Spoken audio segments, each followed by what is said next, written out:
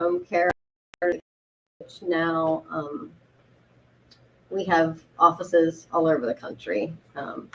So I work here at the State College office, and we do cover Centre County, Clearfield County, Huntington County, Clinton, and Mifflin counties. Right now, that's our territory. So we know that, caring for a loved one is all about making hard decisions, and Home Instead is here to help with that. We have wonderful caregivers that complete a very rigorous training process to come on board with us. And we do provide anything from supervision, companionship, home helper things, housekeeping, laundry, meal prep, errands, transportation to appointments, all the way through personal care needs. So we're non-medical, so we can, assist with bathing, dressing, incontinence care, mobility assistance, and those types of things. I do have some information here on the table back there for anybody that might know somebody looking for home care or have a relative that might need some home care assistance. My card's back there. If you have any questions, I'll be here for the duration. If any of you have any questions specifically, to our State College office, and some of the things that we can help seniors stay safely in their homes.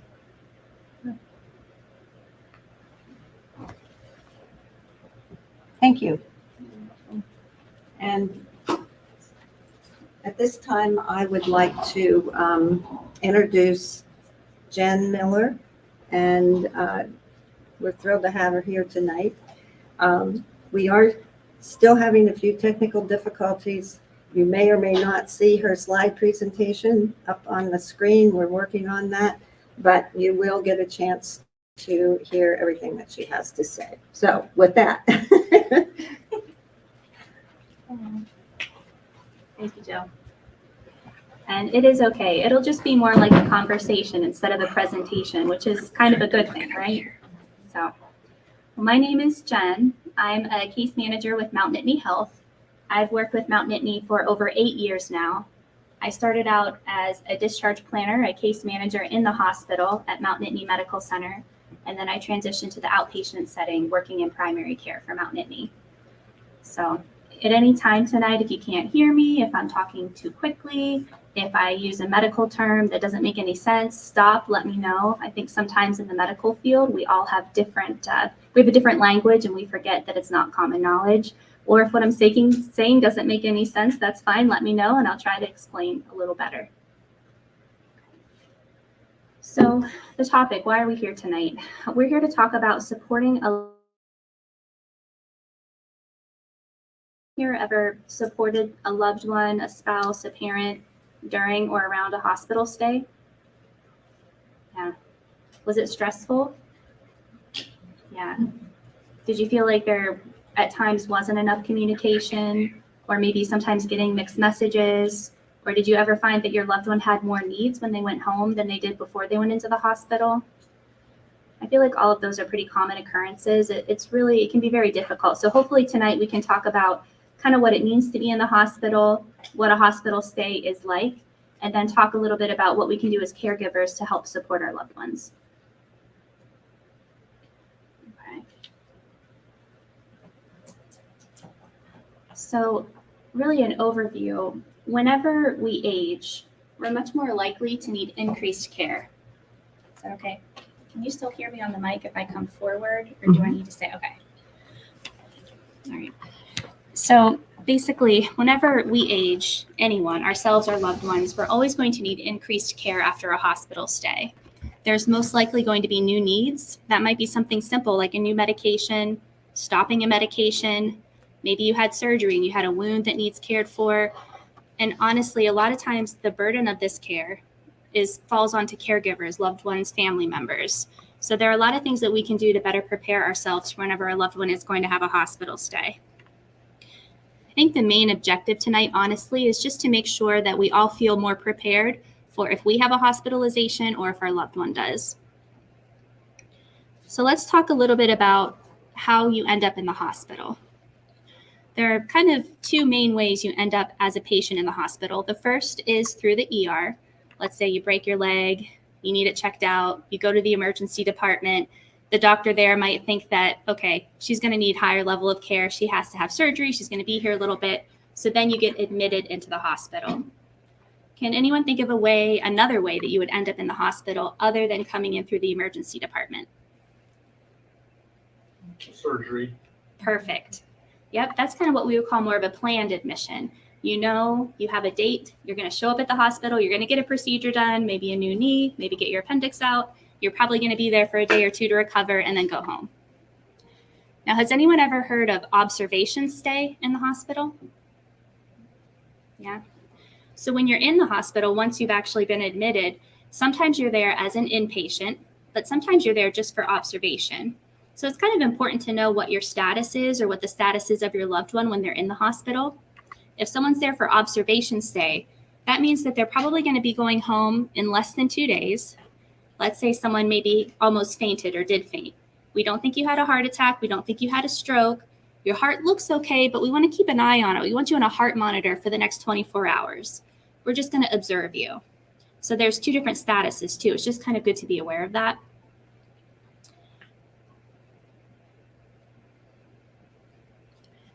Also, when you're in the hospital, it's kind of important to know where you are. A lot of times you're admitted and you're on a unit based on the type of care that you need. So if someone is critically ill, they need to be on a ventilator, they're probably going to be in intensive care. Then as they improve, they might move to a different wing or a different unit. If you've had surgery, you might be on a unit that the nurses are specially trained to help post-op patients. So a lot of times where you are in the hospital depends on your medical need. And it can be challenging because your loved one might start in intensive care, then go to a medical unit, maybe have a little bit of a setback, and then go to a heart monitored floor for a few days, and then go to a general floor before discharge. So you can kind of see how as a caregiver and as a loved one, it's really important to try to stay on top of what's going on today, where are they. It can be very, very challenging and overwhelming as a caregiver when you're trying to figure out what's going on inside of the hospital. Has anyone ever run into a code word situation?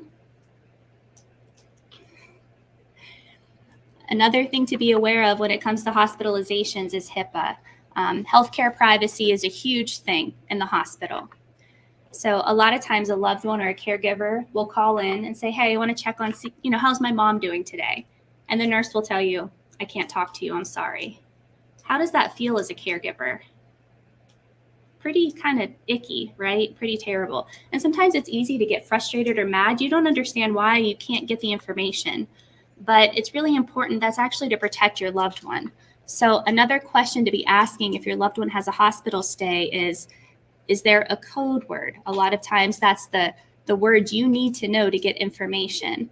And that's something that your loved one will decide when they're admitted.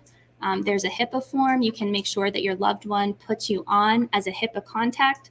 But if you get that answer that they can't talk to you, please try to not get too frustrated. What you want to do is circle back with nursing, circle back with your loved one and say, hey, how do I get added to HIPAA? I need to know what's going on. It's a really good way to advocate for your loved one is to make sure that you are able to get the information that you need. Do you guys have any questions about that? Who sets the passcode? So best practice is the patient. As part of the admission process, the nurse will say, hey, we have to set up a code word for privacy. You can give this code word to anybody that you want, but we can't as the hospital staff.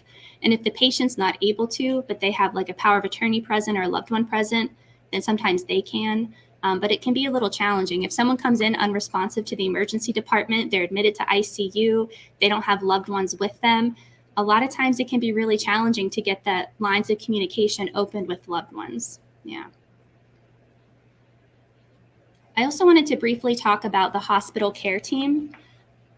For those of you that are familiar with a hospital stay for yourself or for a loved one, can you think of somebody that provided care for you while you were hospitalized or while your loved one was? A nursing assistant. Awesome, exactly, yep. So you have a nursing assistant. They're gonna help with probably your bathing, your dressing. They're gonna be checking your vital signs. You're going to have probably a registered nurse. They're going to be the ones administering your medications, doing an assessment, every few hours, depending on what's going on with you. You're going to have a hospitalist. Now, have you guys heard the term hospitalist before? So hospitalist is either a physician, so a medical doctor, a physician's assistant, or a nurse practitioner. But they are basically the bus driver of your medical care or of your loved one's medical care during a hospitalization. They are the ones that are usually writing the admission order, saying you need to be there.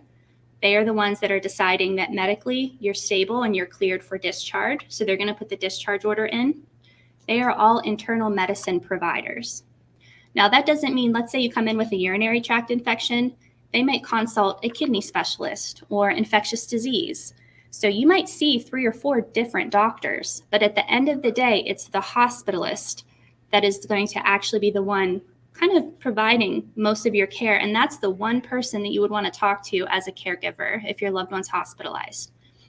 It used to be, back in the day, your family doctor would come into the hospital.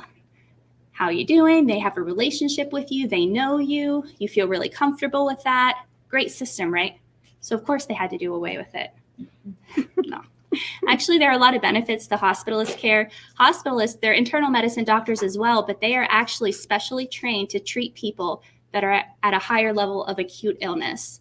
All they do is hospital care. So most of the time, not all the time, but most of the time, they don't carry their own patient load outside of the hospital. They usually work shifts, so maybe 7 days in a row on and 7 days off. So you might have a couple different hospitalists while you're there, but it's just kind of good to be familiar with that term. It's one they throw around a lot in the hospital that I think is confusing for people. And then, of course, you have physical therapists, occupational therapists, environmental services coming in to clean your room. You have dietary aides, people bringing your meals in and out or your loved one's meals in and out. So you can see there's a lot of people in and out of that room. So how does it work for discharge planning? Believe it or not, discharge planning will start as soon as you are admitted to the hospital. So if your loved one or if you're critically ill, you're in intensive care, you're hooked up to every tube and wire, you're not really responsive, guess what? They are still going to start discharge planning that day. I can tell you from experience, it doesn't usually come across very well as a case manager doing discharge planning to walk into a room like that and say, hey, let's talk about discharge planning. It seems not very compassionate and it seems very overwhelming. Or even if someone's not that critically ill and they just got there and they don't know what's wrong yet, they're waiting on the results from the x-ray, they're waiting for the doctor to talk to them. And then you have someone come into the room and say, let's talk about discharge planning. People, understandably, it can be upsetting. But the main thing that I want you guys to know tonight is that it starts from the beginning to benefit your loved one and yourself. Sometimes discharge planning just starts by gathering a baseline. Who do you live with? Who's your support system? Who should we be talking to? Do you need help caring for yourself? Do you use a walker at home? All of that information that we gather at the beginning will really help us do a better job of figuring out what type of support you'll need whenever you are ready to leave the hospital. So again, kind of another lesson, don't be alarmed. We're doing that to help you. We're starting the planning process, but that doesn't mean that you're ready for discharge or that your loved one is ready for discharge. So does anybody know, when you're in the hospital, who's the kind of the discharge planner? Occupational therapist? Actually, they play a big role in discharge planning. Yeah, physical therapy. It's kind of a team effort, to be honest. Yeah. Most of the time, no matter what hospital you are in, you will have they call them a discharge planner or a case manager. And it's either going to be a registered nurse or a social worker most of the time. And their job is to gather the information about your baseline, who you live with, all that good stuff. And then they communicate with occupational therapy, physical therapy, the hospitalist. They kind of gather information every day during the hospital stay. And they are the ones that are going to help assess for and coordinate services that you might need when it's time to go home. I'm trying to think of a good way to phrase this. Is anyone familiar with any services that are available for when you leave the hospital? So when you are discharged? Anything that you might have a need for that you didn't need before? A feeding Oxygen. tube. Yeah, exactly. Perfect. Yep. Oxygen. So medical equipment, essentially. Oxygen, walker, cane, wheelchair. We kind of touched on medications a little bit, maybe stopping a medication, starting a medication. You might need wound care. If you have an incision or an infection that, you had a blister. You might need home health. And I'm talking about skilled home health. So that would be where a registered nurse or a licensed nurse comes actually into your home to provide medical care a few times a week. You can also have physical and occupational speech therapy or social workers actually come into your house under your health insurance Medicare benefit to provide some care. It's not custodial care, it's medical. So looking at your medications, doing wound care, doing physical therapy exercises, but that is an insurance benefit as long as you meet the medical criteria. When a loved one or when you're going home from the hospital, you might need to ask for home health.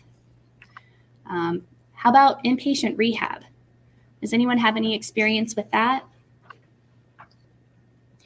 So in Centre County, at least, there are 2 different levels of care, but inpatient rehab means when you leave the hospital, instead of going right back to your home setting or right back to your house or apartment, instead you kind of make a pit stop. You go somewhere like Encompass Health, or maybe you go to Center Care or a nursing home, anywhere from a few days to a few weeks.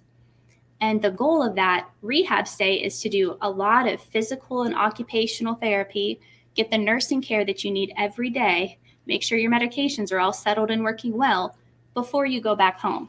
So it's kind of like a transition back home. Hospital, and then a lower level of care at a different facility where you're still getting rehab, and then back home. I will say that insurance has very strict criteria for what they will pay for as far as rehab goes.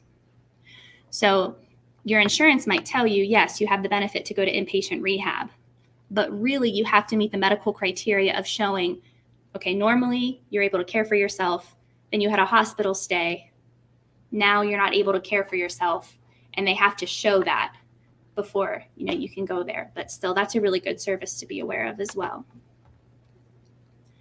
What about private pay caregivers or in-home caregivers? Has anyone ever heard of that or have any experience with caregivers? We have Home Instead here tonight. So basically, if you have long-term care insurance, sometimes you have some benefits, but 9 times out of 10, it's a primarily out-of-pocket expense, but it's a wonderful service. They can help provide companionship, to help avoid loneliness. They can provide some supervision. They can help with bathing, dressing, household tasks, transportation. It's a wonderful option for someone who might just need a little extra support in their home. Okay. So now, why we're here. How do we support our loved ones as a caregiver, or even how do we advocate for ourselves during the time of a hospital stay? Anybody is really vulnerable during this time because you're transitioning from having 24/7 care. Maybe you had a stroke or you had a medical event, and then you're going to go back home and do it on your own. They talk about it a lot for people that have babies. You're thinking, oh, you're just going to let me go home with this baby? I don't know what I'm doing. Well, it's kind of the same thing, though. If you've had a medical change and you were really independent, or your loved one was, and you're not as much anymore, it's kind of equally alarming. You have to make sure that you have the appropriate support and services in place. And especially when you're a caregiver, a lot of times some of those responsibilities do fall on your shoulders. So I think the best thing that you can do to support your loved one is to try to be as involved as possible during the hospital stay. Kind of try to know who their doctor is, try to know where they are in the hospital, make sure you're on, you have the code word if you need it so that you can communicate. Here's a big one. Another thing you can really do to support your loved ones. I can't tell you how many times I've been working with a patient. They clearly need a couple nursing visits when they go home. They're confused about medications. They're not as independent. Do you think everyone is always agreeable to having services, especially in their house? No. I've heard every excuse under the sun. And I shouldn't call them excuses. I mean that lovingly because I'm sure they're very justified a lot of the times. But, oh, my cat doesn't like people. Okay. well, that's just not convenient for me, or I need to do this or that. But as a caregiver, if you can support your loved one and saying, hey, I'd really love you to be open. Thank you. I would really love you to be open to accepting a couple home nursing visits. I love you and I'm concerned about you. So if they're offering that, will you please say yes? Also, loved ones can be tricky. They might say, nope, they said I don't need home health. 50% of the time, that's probably true. So that's why having communication with the physician and the nursing is really helpful. They can talk to you about that stuff. Things like oxygen. That's another one. People refuse oxygen a lot, and that's okay. And I'm here. We want to respect everybody's choices. But if you need oxygen for a few weeks because you had pneumonia and you don't want to go back into the hospital, saying no to oxygen just really doesn't line up, you know? So if you're kind of aware of what the needs are being recommended for your loved one and you can kind of encourage them to be open to accepting some additional help, that can really go a long way. I think the other big things that you can do to support your loved one: offer to provide transportation home from the hospital, offer to go to the pharmacy for them, offer to do meals, cooking, fill their pill boxes. Have you guys anyone in here ever seen discharge packets? Do you know what a discharge packet is, or discharge paperwork? Whenever someone's being discharged from the hospital, you get a nice packet of information. It says your diagnosis, why you were in the hospital. It lists your current medications. If they changed anything, it's going to be all in writing there for you. Sometimes they'll make appointments for you before you leave the hospital. If they did, it'll be on there. Or it'll say, make sure you see this doctor in this time frame. So you don't want, because I've seen this too, oh, thanks for the paperwork. In the trash, peace out, see you later, run out the door. It's really important to keep that paperwork, or to ask your loved one, hey, can I see your discharge packet? That's really helpful. There's a lot of information on there that's good to know. So a lot of times the simplest things are the best things that you can do to support your loved one. You guys have any questions about that so far? The next thing I want to touch on is the importance of following up with your primary care provider after a hospital stay. The golden rule is we really would love for you to see your primary care physician or someone in their office, because let's be honest, if you see someone like a Dr. Hester or a Dr. Pro, they might not have an appointment for about 8 months, depending. So you may be seeing one of their physician's assistants. That's fine. But we want you to see someone in their office within 1 week of hospital discharge. That's not always possible. We understand, they might not feel up to leaving the home. They might not feel strong enough to get into a car.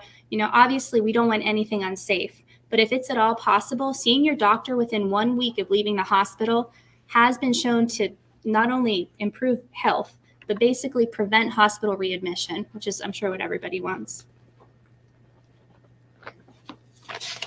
I can't tell you too, I've seen a lot where they think, we're okay, we're leaving the hospital, I'm very independent, I don't want the home health, I'm doing okay. Then they go home and they're home on their own for 4 or 5 days, or families with them for 4 or 5 days. It's really easy to say that you'll be okay when you have someone bringing your meals, bringing your medications, coming to your bedside to make sure you have what you need. When you get home, it can be a really different story. So seeing the physician within that week time frame, they can get the home health set up for you. Maybe one of the medication changes that was made by the hospital doctor isn't a good idea, and you're having some side effects. They can catch it early and change it back. So that's kind of one of the biggest things too. Help your loved one get to their doctor within a week or so. All right. The last thing I want to talk about tonight are just some more big picture, long-term strategies that you can use to support your loved one even after the hospital stay time frame has ended. I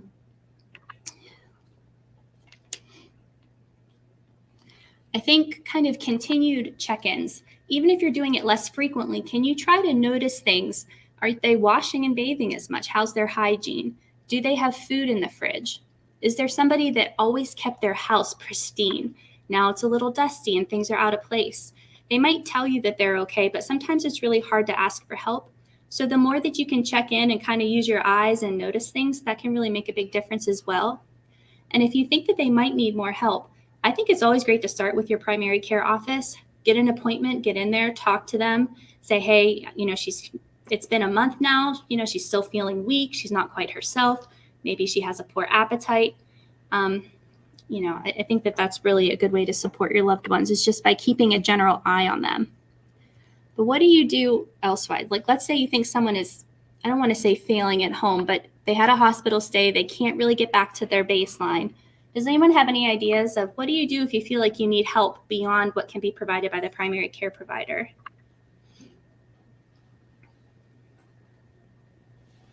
Use an agency. Yes, that's great. Basically, you want to reach out for help, and there is help available. It sometimes help doesn't come quickly. I always recommend reaching out to the Office on Aging here in Centre County. You'd be surprised, something as simple as home delivered meals. Maybe they don't have to shop and cook as much. That can make a huge difference in someone's quality of life at home and help them be successful at home. Private pay caregivers, if that's a financial option, something you can afford. If they're a veteran, the Veterans Association, there are a lot of services out there for veterans that people aren't connected with. Most counties have a VA representative that you can get in touch with to help with benefit enrollment.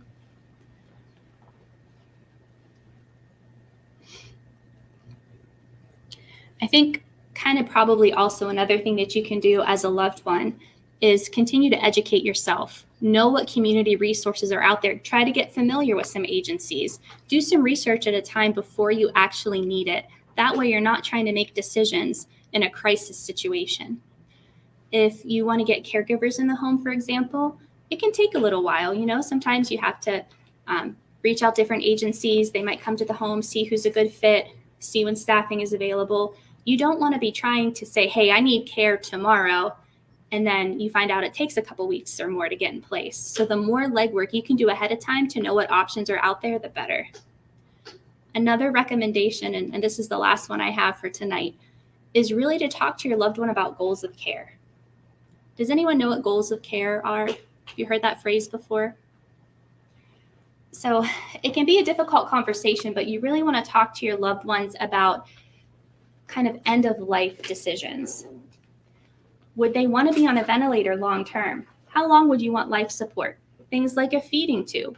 Would you want a feeding tube maybe for 2 months until you recover and see how it goes? But then if you're comatose or if you're bedbound long term, do you want to be kept alive with those measures?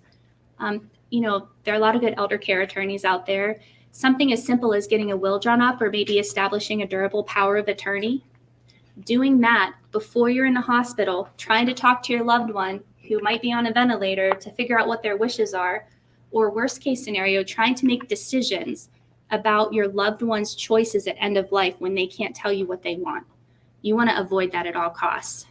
So I highly recommend to try to talk to your loved ones about that if you can. Try to get some of that paperwork drawn up and just be prepared. You'd be surprised. Those conversations can be difficult to initiate, but a lot of times I find that they go a lot better than anticipated because people don't want to be a burden to their loved ones. And that's the greatest gift your loved one can give you, is to tell you what they would want in that situation. Then you will feel more prepared if it comes. Can the pulse form be filled out in the hospital and sent home with?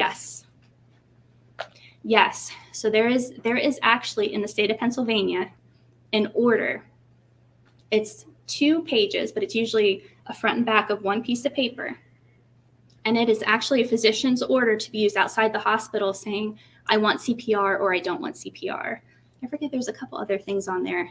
Yeah, about antibiotics, Okay. comfort care, what type of treatments to be receiving. Antibiotics for comfort, antibiotics for curative. Yeah, it kind of addresses those big picture questions. But yeah, pulse can be done in the hospital. So the hospitalist can sign it? The hospitalist can sign It it. doesn't have to be their PCP, the primary care. No. Okay. There's also a palliative care provider, Dr. Patty Fogelman, at least at Mount Nittany. We have a palliative care team, and they can meet with you and your loved one in the hospital to talk about goals of care if that's something that you need. And she can also help sign a pulse. Good. Now, if you are in the hospital, you can do a medical power of attorney document or advance directive, but it's not notarized. It's not anything to do with the durable power of attorney. But we do have some basic forms that you can use when someone's hospitalized to talk about that. But it's not the same. Yeah.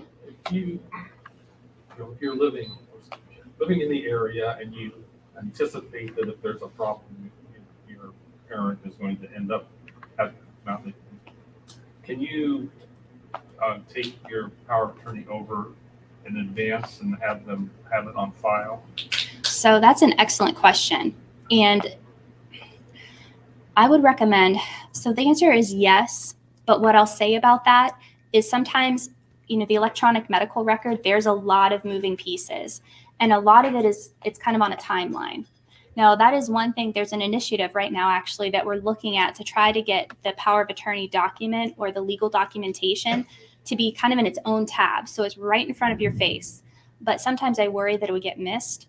But if your loved one has a primary care provider within Mount Nittany's system and they bring it to the PCP office, they can scan it. It doesn't have to be in the hospital. Essentially, your loved one or whoever would have to have like a medical record within Mount Nittany already for them to attach the document to. So it can be a little dicey if they're not currently hospitalized, but I would say if they've had a hospitalization before or they have Mount Nittany providers, then you should be able to get that scanned in. Can it just, like, if they've had some outpatient surgery, is that sufficient to have a record? If they were done at Mount Nittany, I would say yes. Yep. And I don't know if that's a situation that like the reception desk sees frequently, but I would think if you just tell them, hey, I want this document scanned in, here's the name, the date of birth, I would think that would be a request that they could help you with. And if not, you can always ask to call up to the case management office in the hospital, have the reception call up and say, hey, I want to get this document scanned in. Is there someone that can make a copy of it? And I'm sure we could accommodate that. Yeah, having that paperwork, I'll tell you, it's one of those things you want to have and hope to never need. But when you need it, it's invaluable.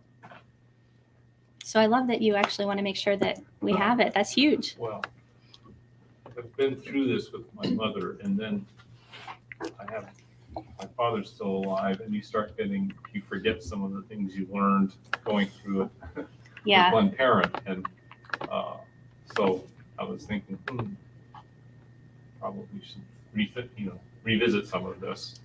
Yeah, it's funny how much you learn when you don't want to, when you're in that crisis situation. There's a million things going on at once, but then it does kind of fade. Probably the most efficient way, honestly, to handle it would just be to always know where that paperwork is.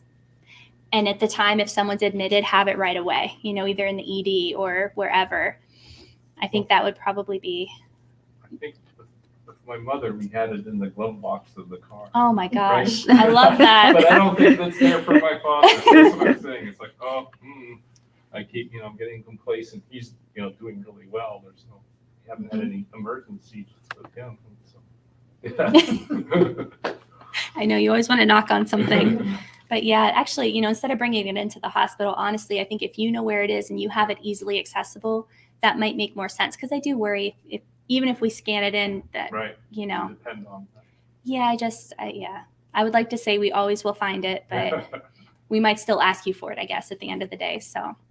And I know we create emergency binders where it's just simple 3-ring binder and just put everything in that you need. And it's sitting somewhere on the counter. I love that. Yeah, so I do a lot of work creating binders so they're ready to go. Oh, yeah, that's important. That way everything is right where you need it. Holly's a case manager too. She works in the community. So I joked with her. She's like my assistant tonight, tag teaming it. We always tag team. Yeah, we do. Works out. What other questions do you guys have? Well, I have another question. I know that one thing that I guess one time that my mother she was hospitalized overnight for observation.